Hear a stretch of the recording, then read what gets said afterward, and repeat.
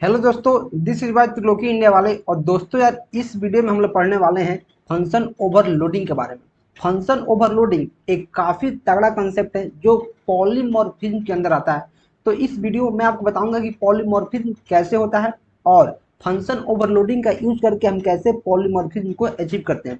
Basically ये होने वाला है हमारा लेक्चर नंबर 24। इस वीडियो को देखने के बाद आपको पॉलीमॉर्फिज्म और फंक्शन ओवरलोडिंग में कोई भी डाउट नहीं रह जाएगा। तो बिना किसी देरी के हम वीडियो में बढ़ेंगे आगे और जानेंगे पॉलीमॉर्फिज्म क्या होता है। ठीक है, तो पॉलीमॉर्फिज्म नाम से क्या पता चल रहा है? पॉली प्लस मॉर्फिज्म, दो वर्ड से मिलकर क्या है बना है पॉली। पॉली मतलब क्या होता है? पॉली मतलब होता है मेनी। मॉर्फिज्म मतलब क्या होता है? फॉर्म्स। तो क्या पता चला कि ऐसा एंटिटी जिसका बहुत सारा फॉर्म हो उसको हम लोग क्या बोलेंगे? पॉलीमॉर्फिज्म बोलेंगे। तो वही हमारा डिफिनेशन लिखा है, polymorphism means many form. Many form जिसका बहुत सारा रूप हो, बहुत सारा फॉर्म जिसका हो। ठीक है, इतना मुझे क्लियर हो गया है। सर जब इतना क्लियर हो गया तो मैं आगे बढ़ूंगा और देखूंगा नेक्स्ट लाइन क्या लिखा है। इन सिंपल फॉर्म अगर साधारण भाषा में हम बोले तो क्या बोलेंगे? We can define polymorphism as the ability of message to be displayed in more than one form. कोई ऐसा मैसेज हो, कोई ऐसा मैसेज हो जो एक से ज़्यादा फॉर्म में क्या हो, डिस्प्ले होने का कैपेसिटी रखे, एबिलिटी रखे। कि एक ही मैसेज हो या फिर एक ही कुछ हो जिसको हम लोग अलग अलग फॉर्म में क्या कर सकते हैं? डिस्प्ले कर सकते हैं। अलग अलग फॉर्म में क्या कर सकते हैं? बता सकते हैं। तो उसको क्या बोलेंगे? पॉलीमॉर्फिज्म। इतना चीज तो क्लियर हो गया। जब इतना चीज क्लियर हो गया तो मैं देखूंगा एक रियल लाइफ एग्जाम्पल। मैं एक रियल लाइफ एग्जाम्पल देखूंगा और आपको बताऊंगा कि कैसे आप इसको पॉलीमॉर्फिज्म से रिलेट कर सकते हो। एक ही मैसेज है, वह कैसे बहुत सारा रूप ले सकता है, कैसे बहुत सारा रूप में एक साथ डिस्प्ले हो सकता है। तो इसको हम लोग रियल लाइफ एग्जांपल से समझते हैं। जैसे कोई पर्सन, फॉर एग्जांपल क्या है? एक पर्सन है, person who at the same time can be a father. एक ही जैसे कोई पर्सन है, पर्सन में बना बताया ये क्या है? एक ही टाइम में ये फादर है, फादर हो गया। एक ही टाइम में किसी का हस्बैंड है, फादर है मतलब किसी का हस्बैंड है, किसी लड़की का हस्बैंड है तभी फादर बना, हस्बैंड है। सन है, इसके जो फादर है, इसके जो फादर है उसका एक का है, बेटा है, सन। और किसी कंपनी में अगर काम करता है, जैसे लेट से कंपनी है, कंपनी जैसे कंपनी हो गया, उसमें काम करता है, इसके लिए क्या है? एम्प्लॉय है। पर्सन एक ही है, पर्सन क्या है? एक ही है। एक ही टाइम पर एक किसी का फादर है, किसी का हस्बैंड है, किसी का सन है और किसी कंपनी में काम करता है तो उसका एम्प्लॉय है। ये रहा हमारा रियल लाइफ एग्जाम्पल। पॉलीमॉर्फिज्म क्या होता है? एक ही मैसेज जिसको अलग अलग फॉर्म में हम डिस्प्ले कर पाए एक ही टाइम पर। तो हमारा रियल लाइफ एग्जांपल में एक आदमी है जो एक ही टाइम पर फादर है, उसी टाइम पर हस्बैंड भी है, उसी टाइम पर वो किसी का बेटा भी है और साथ ही साथ उसी टाइम पर वो किसी कंपनी का एम्प्लॉय भी है जहाँ वो काम करता है। समझ में आया? Husband, son and employ. समझ में आया? समझ में अगर नहीं आया है तो प्लीज वीडियो को एक बार पीछे कीजिए और वीडियो को लगातार 2 बार 3 बार 4 बार करके देखिए। मैं तो कहता हूँ आप प्लेलिस्ट को सेव कर लीजिए और वहीं से देखिए। और नए नए चैनल पर आए हैं तो प्लीज चैनल को सब्सक्राइब कर लीजिए, क्योंकि बहुत अच्छा से आपको कंसेप्ट बताई जा रही है काफी आसान तरीका से। इस वीडियो को देखने के बाद आपको पॉलीमॉर्फिज्म में कोई भी डाउट नहीं रहेगा, इस बात की गारंटी भी दी जाती है। तो इसी बात पर आप वीडियो को शेयर कर दीजिए और लाइक कर दीजिए और चैनल को सब्सक्राइब कर लीजिए, ये तीनों कर देना। फिर हम बढ़ेंगे आगे और इसका टाइप देखेंगे। Polymorphism is of two types. Polymorphism हम समझ गए, रियल लाइफ एग्जांपल से उसका एग्जांपल भी समझ गए। अब मुझे जानना है कि उसका टाइप कितना होता है। तो मैं बता दूंगा आपको उसके टाइप। कम पॉलीमॉर्फिज्म का दो टाइप होता है, एक होता है कंपाइल टाइम पॉलीमॉर्फिज्म और दूसरा होता है run time polymorphism. Compile time, this polymorphism can be achieved by function overloading and operator overloading. बहुत तगड़ा कंसेप्ट है फंक्शन ओवरलोडिंग, और उससे भी तगड़ा है क्या? Operator overloading. दोनों कंसेप्ट को हम लोग अलग अलग वीडियो में पढ़ेंगे और काफी डिटेल में पढ़ेंगे यार, क्योंकि फंक्शन ओवरलोडिंग आपसे बहुत बार कहाँ पूछा जाता है? इंटरव्यू में। बहुत बार कहाँ पूछा जाता है? एग्जाम में। कोई भी आपसे फंक्शन ओवरलोडिंग के बारे में पूछ देगा। अगर आप बोलेंगे कि मुझे सी प्लस प्लस आता है या फिर आप बोलेंगे मुझे ऑब्जेक्ट ओरिएंटेड प्रोग्रामिंग आता है, तो कोई भी आपसे फंक्शन ओवरलोडिंग पूछ देगा। ठीक है, तो जो कंपाइल टाइम पॉलीमॉर्फिज्म होता है उसको हम अचीव कैसे कर सकते हैं? फंक्शन ओवरलोडिंग से और ऑपरेटर ओवरलोडिंग से। ठीक है, तो फंक्शन ओवरलोडिंग क्या होता है, ऑपरेटर ओवरलोडिंग क्या होता है, हम इसके बारे में पढ़ेंगे और जानेंगे कि बेसिकली कैसे काम करता है। और फिर हम रन टाइम पॉलीमॉर्फिज्म में वर्चुअल फंक्शन क्या होता है इसके बारे में हम लोग आगे पढ़ेंगे। वर्चुअल फंक्शन काफ़ी एक इंपॉर्टेंट टॉपिक है, इसको हम लोग आगे पढ़ेंगे। और फंक्शन ओवरलोडिंग को इस वीडियो में मैं आपको पढ़ा दूंगा, फंक्शन ओवरलोडिंग और ऑपरेटर ओवरलोडिंग आप नेक्स्ट वीडियो में पढ़िएगा, क्योंकि दोनों को एक बार में समझा पाना काफ़ी मुश्किल है, मेरे लिए नहीं, आपको समझने के लिए काफ़ी मुश्किल है, क्योंकि दोनों अलग अलग कंसेप्ट है। तो पहले आपको फंक्शन ओवरलोडिंग को पकड़ना है और काफ़ी अच्छा से इसको समझ लेना है, फिर आपको ऑपरेटर ओवरलोडिंग के पास जाना है, क्योंकि एक बार में आप दोनों चीज़ पढ़ लीजिएगा, फिर आपको कुछ भी समझ में नहीं आएगा, फिर आप कमेंट कीजिएगा सर मुझे समझ में नहीं आया, सर मुझे वो समझ में नहीं आया। तो मैं क्या चाहता हूँ कि इस वीडियो में आप फंक्शन ओवरलोडिंग पढ़ो और काफ़ी अच्छे से आप चीज़ों को एंजॉय करो। तो इसी के साथ वीडियो में आगे बढ़ेंगे और देखेंगे फंक्शन ओवरलोडिंग के बारे में। अब देखो फंक्शन ओवरलोडिंग, वहां तक क्या था, पॉलीमॉर्फिज्म, पॉलीमॉर्फिज्म, इसमें क्या था, मेनी फॉर्म, मेनी फॉर्म, समझ में आ गया। फंक्शन ओवरलोडिंग तो सेम टू सेम, क्योंकि ये पॉलीमॉर्फिज्म का ही टाइप है तो इसका कैरेक्टर तो इसमें आएगा, मीन्स ऐसा फंक्शन जिसका नेम सेम हो, बहुत सारा फंक्शन हो, नेम सेम हो और एक ही क्लास के अंदर एग्जिस्ट करता हो, समझ में आया। तो फंक्शन ओवरलोडिंग क्या है, डेफिनेशन देखेंगे, टू और more functions have the same name, जब सेम नेम है मतलब पॉलीमॉर्फिज्म का कंसेप्ट आ गया, पॉलीमॉर्फिज्म का क्या आ गया, कंसेप्ट आ गया। टू और more functions have the same name, ठीक है, पहला कैरेक्टर हमारा क्या हुआ, सेटिस्फाई हुआ। डिफरेंट टाइप्स ऑफ पैरामीटर आना चाहिए, ठीक है, डिफरेंट लिस्ट ऑफ पैरामीटर आना चाहिए, ठीक है, सेम क्लास के अंदर आना चाहिए। अब मैं क्या करूंगा, एग्जाम्पल बनाऊंगा अपन, मैं बनाऊंगा एक एग्जाम्पल और मैं यहाँ लिखूंगा क्या, जैसे कोई आपने क्लास बनाया है तो क्लास बनाना चाहते हैं तो बना दीजिए, नहीं तो क्या करना है, जैसे मैंने अपने क्लास में बना दिया और क्या लिखना है, इंट, फंक्शन बनाऊंगा इंट सम, जैसे इंट ए,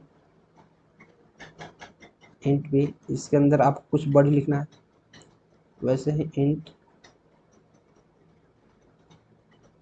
सम, यहाँ इंट बी और यहाँ क्या कर दिए, फ्लोट सी, इंट ए, इसका बॉडी इसके अंदर डिफाइन कर दिए। फिर आप यहाँ फ्लोट भी कर सकते हैं, मैं यहाँ फ्लोट कर देता हूँ, फ्लोट सम, और यहाँ आप लिख सकते हैं जैसे इंट, आप यहाँ बी लिख दीजिए या फिर डबल डी लिख दीजिए, ठीक है। अब देखिए ये हमारा फंक्शन ओवरलोडिंग का एक प्रोटोटाइप, उसका एग्जांपल, टू और more function have the same name, इसी नाम से सम नाम से एक फंक्शन है, सम नाम से दूसरा फंक्शन है, सम नाम से तीसरा फंक्शन है, पहला हमारे कैरेक्टरिस्टिक क्या हो गया, फुलफिल हो गया। डिफरेंट टाइप्स ऑफ पैरामीटर, जो इनके पैरामीटर है, इसमें इंटीजर टाइप का दोनों है, इसमें एक इंट एक फ्लोट एक इंट, इसमें इंट एक double, different types of parameters, ये भी फुलफिल हो गया, कोई दिक्कत। तीसरा different list of parameter, list मतलब इसमें पहले इंट है, फिर इसमें इंट है, फिर इसमें इंट है तो इसमें फ्लोट हो गया, इसमें इंट हो गया, इसमें इंट है तो इसमें डबल है, अलग अलग लिस्ट है, ये हो गया। और सारा का सारा एक ही क्लास के अंदर है तो क्या होगा, सेम क्लास।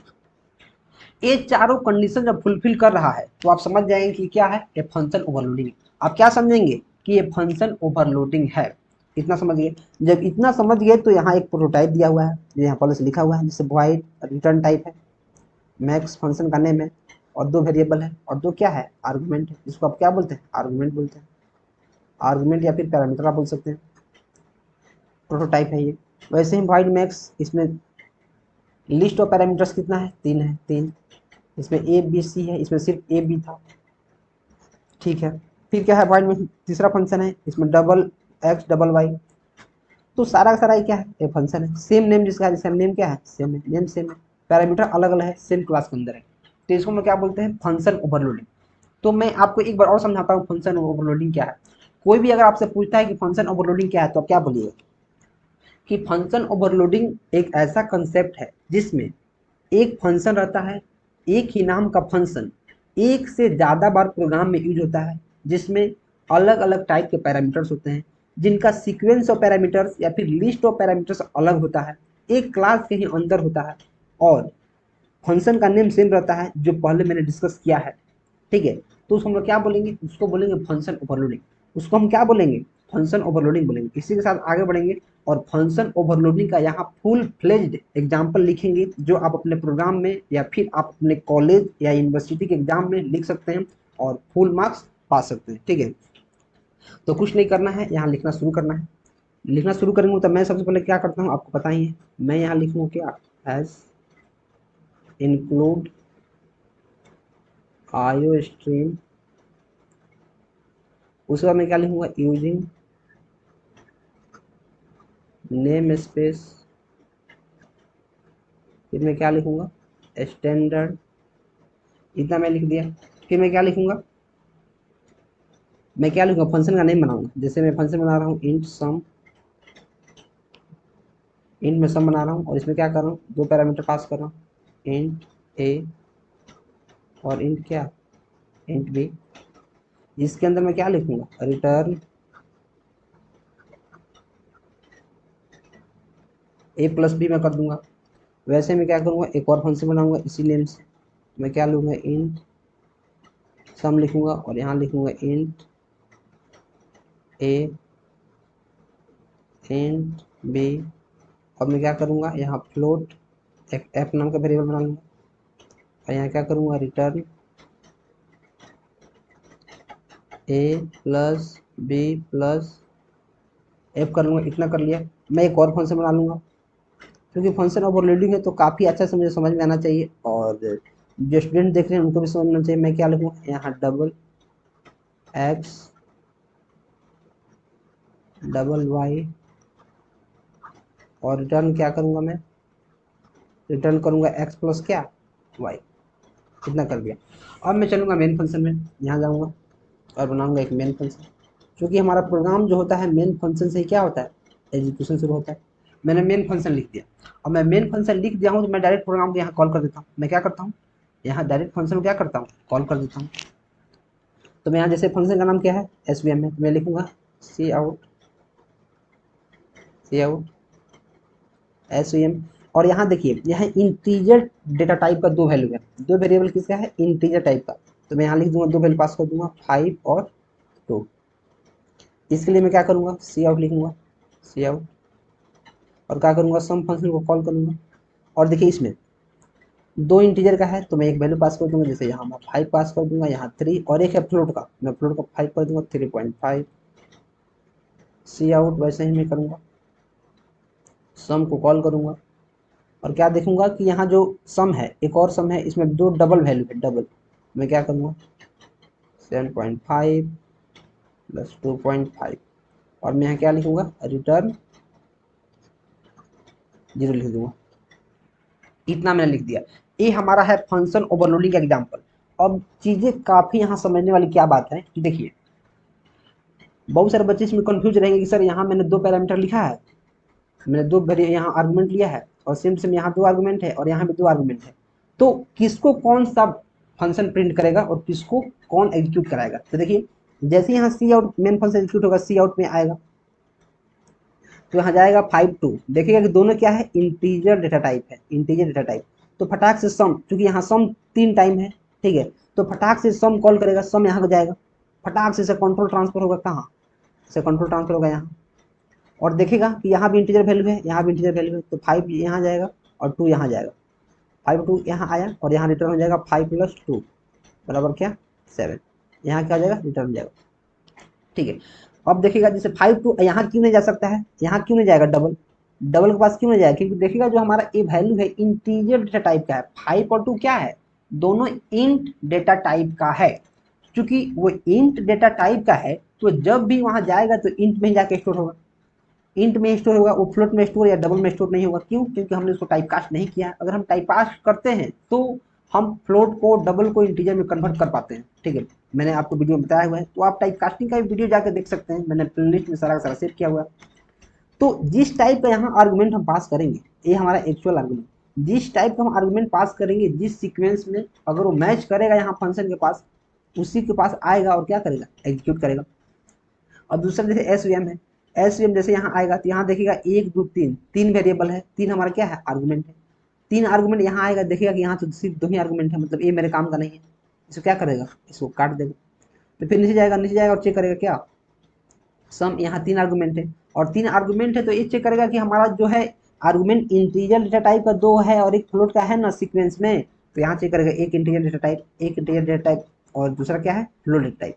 तो कहेगा हाँ यही मेरा है, इसमें आएगा इंटर और इसमें क्या करेगा, इसको एग्जीक्यूट करेगा और इसको ऐड कर देगा, a + b कितना है, 5 + 3 + 3.5 कितना हो जाएगा, 5 3 8 3 11.5 कर देगा। और 11.5 हमारे क्या कर देगा, प्रिंट कर देगा। 11.5 क्यों करेगा, क्योंकि जो फ्लोट डेटा टाइप होता है इसका साइज बड़ा होता है इंटीजर से। तो जो जब इंटीजर और फ्लोट का हम सम करते हैं तो क्या होता है, हमारा आउटपुट होता है फ्लोट में, क्या होता है, फ्लोट में कन्वर्ट हो जाता है और फ्लोट में स्टोर होता है। क्यों, क्योंकि यही रूल है, इसको बोलते हैं इंटरनल और इम्प्लिसिट टाइप कास्टिंग, जो कंपाइलर खुद करता है, जो कंपाइलर को पहले से बताया गया। इतना समझ में आ गया। और वैसे ही हमारा इस लाइन को एग्जीक्यूट करेगा, तीसरा जाएगा सम। तो सम जैसे करेगा, यहाँ दो दो हमारे क्या है, आर्गूमेंट, फटाक से यहाँ ट्रांसफर होगा यहाँ, और यहाँ आके देखेगा कि यहाँ तो वैल्यू हमने पास किया है डबल, डबल पास किया, लेकिन यहाँ इंटीजर है, तो क्या करेगा, इसको फिर कैंसिल कर देगा, बोलेगा नहीं ये हमारे काम का नहीं है। जब भी हमारे काम का नहीं है तो फिर कंट्रोल ट्रांसफर होकर यहाँ आएगा, यहाँ सम फंक्शन है, और करेगा क्या कि यहाँ भी, यहाँ तो 3 आर्गूमेंट है और यहाँ 2 ही है, और ऊपर से यहाँ इंट भी नहीं है, यहाँ क्या है, डबल है, तो इसको भी क्या करेगा, कैंसिल करेगा, और फिर नीचे जाएगा। और नीचे जाएगा तो देखिएगा कि हाँ यहाँ दोनों को दोनों डबल है, तो इसको क्या करेगा, एग्जीक्यूट करेगा, और 7.5 प्लस 2.5 को ऐड कर देगा, कितना आ जाएगा, 10, 10.0 इतना आ जाएगा। तो फंक्शन ओवरलोडिंग का फायदा क्या है कि एक बार में ही एक से ज़्यादा फंक्शन हम एक नाम का बना सकते हैं, और सबसे अलग अलग टाइप के वैल्यू को पास करा के उससे कैलकुलेशन करा सकते हैं। जैसे अगर मैं ऐसा नहीं करता तो फिर एक नाम फंक्शन ओवरलोडिंग नहीं रहता, तो एक नाम का हम फंक्शन नहीं बना सकते थे, और एक बार में एक ही कैलकुलेशन हम कर पाते। इसमें क्या हुआ कि मैं अलग अलग वैल्यू अलग अलग फंक्शन में असाइन कर दिया हूँ, सब अलग अलग टास्क कर रहा है। तो ये रहा हमारा फंक्शन ओवरलोडिंग का एग्जाम्पल। आप इसको काफ़ी अच्छा से एनालाइज कर सकते हैं, देख सकते हैं और समझ सकते हैं। और इसी बात पर वीडियो को आपको शेयर करते रहना है, लाइक करते रहना है, और चैनल को सब्सक्राइब करना काफ़ी ज़रूरी है। तो प्लीज़ आप चैनल को सब्सक्राइब कर लो और इस प्ले लिस्ट को एक्सेस कर लो। मैं तो कहूँगा कि आप शुरू से इसी प्ले लिस्ट को देखो, ताकि आपको चीज़ें काफ़ी क्रिस्टल क्लियर हो जाएं और आप समझ पाओ कि कोई भी काम जो प्रोग्रामिंग में है कैसे काम करता है। ठीक है, इस बात पर चैनल को सब्सक्राइब कर दो, वीडियो को लाइक कर दो, और प्लेलिस्ट को अपने ग्रुप में, अपने जूनियर्स के ग्रुप में या फिर अपने ग्रुप में जिसमें C++ पढ़ना है उसमें आप शेयर कर सकते हो। ठीक है, इसी के साथ हम लोग बढ़ेंगे अपने देव C++ कंपाइलर में, और वहाँ देखेंगे फंक्शन ओवरलोडिंग कैसे काम करता है। तो हम जाएंगे देव C++ कंपाइलर में और यहाँ देखेंगे। मैं सबसे पहले Ctrl+N प्रेस करता हूँ, क्यों, क्योंकि मुझको अपना कंपाइलर एक्टिव करना रहता है। और मैं यहाँ जाता हूँ और यहाँ लिखता हूँ कमेंट आउट करके फंक्शन ओवरलोडिंग, ओवरलोडिंग मैं लिख दिया। और मैं कैप्स लॉक डाउन करूँगा और जाऊँगा यहाँ। और सबसे पहले आपको क्या करना है, मेरे साथ कोडिंग करना है, क्योंकि मेरे साथ आप कीजिएगा तो आपको काफ़ी सारी चीज़ें यहीं पे कंसेप्ट आपका क्लियर होते रहेगा और आपको पता चलता रहेगा कि प्रोग्राम रन कैसे कर रहा है। अगर आप मेरे साथ नहीं कीजिएगा तो फिर आपको बहुत सारी दिक्कत हो सकता है, क्योंकि सबसे बेस्ट वे है प्रोग्रामिंग को प्रैक्टिस करने का साथ ही साथ। तो आप मेरे साथ कर सकते हैं अगर चाहें तो, और नहीं चाहें तो कोई बात नहीं, लेकिन मैं तो कहूँगा कि आप मेरे साथ करो। तो ये रहा, हमने बेसिक C++ का स्ट्रक्चर लिख चुका है। तो मैं अब जाऊँगा ऊपर, और ऊपर जाने के बाद मैं एक और ऊपर जाएंगा और यहाँ जाऊँगा और क्या करूँगा, इंटर प्रेस करूँगा। अब मैं 3-4 फंक्शन बनाऊँगा एक ही नेम में। तो मैं क्या लिखूँगा, इंट सम।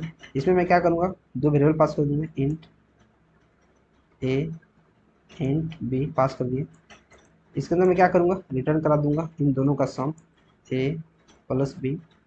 वैसे ही मैं नीचे जाऊँगा और क्या करूँगा, एक और फंक्शन बना लूँगा इसी नेम से, इंट सम। इसमें क्या करूँगा, इंट ए रख लूँगा, और इंट ए रखने के बाद मैं कॉमा दूँगा और यहाँ क्या लिखूँगा, इंट बी, और एक फ्लोट एफ रख लेता हूँ। नीचे जाऊँगा और उसको क्या कर दूँगा, रिटर्न कर दूँगा तीनों को जोड़कर, रिटर्न ए प्लस बी प्लस सी कर दूँगा। फिर नीचे जाऊँगा, एक और फंक्शन बनाऊँगा, ताकि जो फंक्शन ओवरलोडिंग है काफ़ी ऐसे से मैं समझ पाऊँ कि एक ही फंक्शन को कैसे मैं बार बार यूज़ कर रहा हूँ, और एक ही नेम से। तो मैं क्या लिखूँगा, यहाँ डबल लिखूँगा, डबल यहाँ एक्स ले लूँगा। वैसे ही एक और वेरिएबल लूँगा यहाँ क्या, डबल वाई, इसको हम लोग यहाँ आर्गूमेंट बोलते हैं। और मैं यहाँ रिटर्न कर दूँगा, रिटर्न में क्या करूँगा, एक्स प्लस वाई। मैंने क्या किया, रिटर्न कर दिया। इतना समझ में आया। अब मैं जाऊँगा मेन फंक्शन में, मेन फंक्शन में जाऊँगा, और मेन फंक्शन में जाने के बाद मैं क्या करूँगा, यहाँ जाऊँगा और मैं वैल्यू पास करना शुरू करूँगा। तो मैं डायरेक्ट प्रिंट ही करूँगा, मैं लिखूँगा सी आउट, और पहला वैल्यू में क्या करूँगा, इसको सम कर, मेरा फंक्शन का नाम क्या है, सम, SVM। फंक्शन को मैं कॉल करूँगा, इसमें दो मैं क्या करूँगा, पहले दो मैं इंटीजर वैल्यू डालूंगा। तो मैं ले लूँगा 1, 4, और मैं एंटर लगा दूंगा ताकि हमको पता चलेगा कि नेक्स्ट लाइन में भी आने वाला है, नहीं तो सब एक ही लाइन में दिख जाएगा, हमको पता ही नहीं चल पाएगा। सी आउट, फिर मैं सम कॉल करूँगा और इसमें इंटीजर इंटीजर इंटीजर और फ्लोट, इंटीजर इंटीजर फ्लोट, तो इंटीजर में रख लूँगा जैसे 4 5 और फिर 6.3। फिर मैं जाऊँगा नेक्स्ट लाइन में, और नेक्स्ट लाइन में जाने के बाद मैं यहाँ एंटर लगाऊंगा क्योंकि एंटर लगाना काफ़ी ज़रूरी है, नहीं तो यार एक ही में हमारा प्रिंट हो जाएगा, हमको पता भी नहीं चलेगा कि कौन किसका है। ठीक है, तो मैं जाऊँगा नीचे और फिर यहाँ लिखूँगा क्या, सी आउट, और फिर मैं सम फंक्शन कहीं कॉल करूँगा और सम फंक्शन को कॉल करूँगा और यहाँ क्या लिखूँगा, यहाँ लिखूँगा डबल का एक्स और वाई, तो मैं 8.5 ले लेता हूँ और एक ले लेता हूँ 1.5, और फिर मैं यहाँ एंटर लगा दूँगा क्योंकि एंटर लगाना एक काफ़ी बेस्ट प्रैक्टिस है। और फिर मैं क्या करूँगा, इसको कंट्रोल प्लस एस करके सेव करूँगा और यहाँ FUNOVER function over dot CPP save करूँगा, और सेव करने के बाद मैं इसको रन करूँगा। अब जैसे मैं रन करूँगा तो मैं क्या देख रहा हूँ, यहाँ एरर दिख रहा हूँ, क्यों, क्योंकि यहाँ फ्लोट ऐप है और मैं यहाँ सी लिख दिया हूँ, जल्दी जल्दी में लिखा था सी, तो मैं यहाँ ऐप लिखूँगा और कंट्रोल पर एस फिर से करूँगा, फिर रन करूँगा। और जैसे ही मैं रन करूँगा तो मुझे क्या दिख रहा है, मुझे एक चीज़ यहाँ काफ़ी अच्छा से दिख रहा है क्या, कि पहला का सम मैंने क्या रखा है 4 5 जुड़ गया, फिर 4.5 6.3 कितना 4 5 9 6 15.3 नहीं आया है, 0.3 क्यों नहीं आया है आपको कमेंट करना है, 0.3 यहाँ क्यों नहीं आया है आपको कमेंट करना है, मैंने पहले वीडियो में बताया हुआ है, आप कमेंट कीजिए मैं आपको बता दूंगा, कोई दिक्कत नहीं। और फिर इन दोनों जुड़ने पर 10 आ रहा है, इन दोनों जुड़ने पर क्या आ रहा है 10 आ रहा है, तो इसमें कोई दिक्कत नहीं। अब आप एक चीज़ और कर सकते हैं, यहाँ जैसे आपको जाना है और यहाँ लिख देना है double DOUBLE double, control plus S करना है और सेव करके क्या करना है रन करना है। जैसे ही आप रन कीजिएगा देखिए आपको कोई आउटपुट में फ़र्क नहीं पड़ेगा, आउटपुट में कोई फ़र्क नहीं पड़ेगा। इससे क्या पता चला कि आप जो फंक्शन होता है उसका नेम सेम रहेगा, सेम रहेगा। आप चाहें तो उसका डेटा टाइप मतलब उसका जो रिटर्न टाइप है, रिटर्न टाइप उसको भी आप चेंज करके देख सकते हो। जैसे मैंने यहाँ इंट रखा है, यहाँ फ्लोट रख सकता हूँ, यहाँ डबल रख लूँगा, लेकिन आउटपुट में कोई भी क्या करेगा फर्क नहीं पड़ेगा। ये हमारा है फंक्शन ओवरलोडिंग का एग्जाम्पल, आप इसको लिख लीजिए, समझ लीजिए, और मैं तो कहूँगा यार इसको अपलोड कर लो और मेरे साथ आप अगर आप प्रैक्टिस किए हो तो आपको काफ़ी अच्छे से चीज़ें समझ में आ गई होंगी। और किसी बात का इसमें डाउट है तो आप प्लीज़ कमेंट कर सकते हैं।